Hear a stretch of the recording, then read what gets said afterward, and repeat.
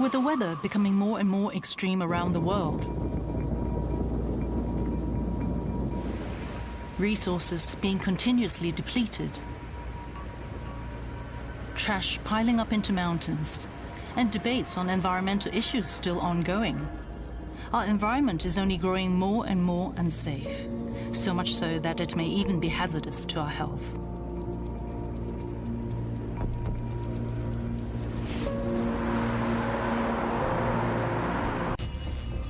Speaking of infectious diseases, dengue fever must not go unmentioned. It used to be an imported disease, but several local cases in recent years have caused many to worry about whether it will become endemic.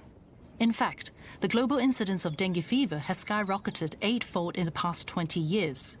To date, cases have been recorded in 129 countries. Half the world's population is at risk.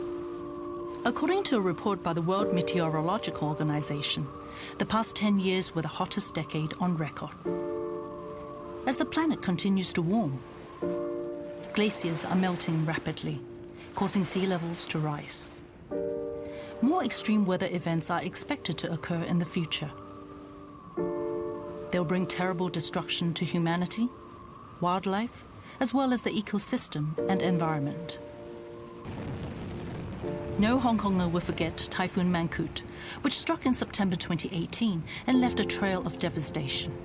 Storm surges caused severe flooding in multiple districts and more than 60,000 cases of tree failure, resulting in over 20,000 tons of yard waste, which paralyzed travel. Due to climate change, Hong Kong's summers are getting hotter and hotter.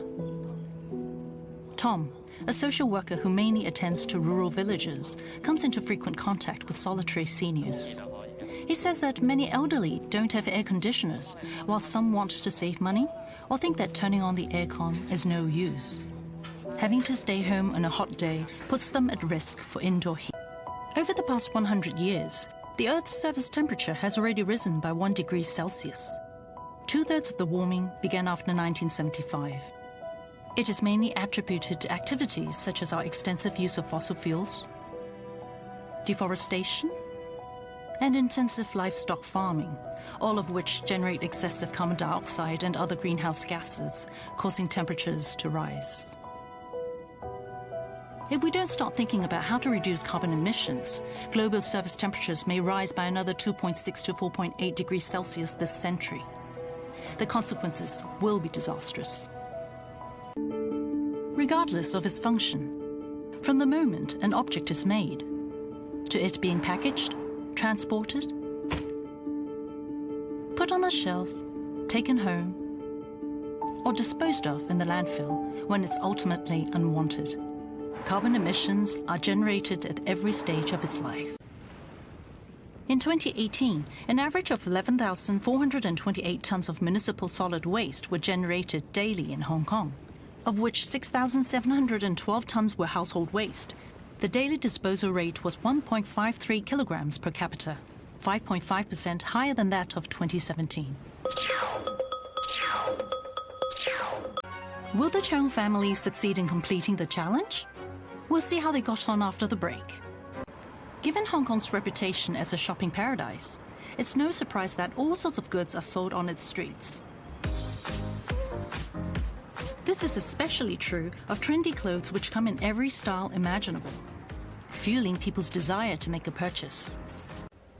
In order to reduce waste, Rona's textile mill utilizes a mechanical system which recycles clothing waste. She hopes to improve the environment by promoting its use within the industry. Alice used to work in fashion design. In 2016, she quit her job and started a second-hand clothing shop. Eventually, she discovered that a lot of her customers wanted someone to help them alter clothes that they liked but no longer fit. So she began offering alteration services to her clients. In recent years, she even started teaching alteration. So long as we're willing to go the extra mile, we can reduce the amount of waste in every single aspect of our lives. For instance, bulky furniture and electrical appliances that are past their prime can also get a new lease on life.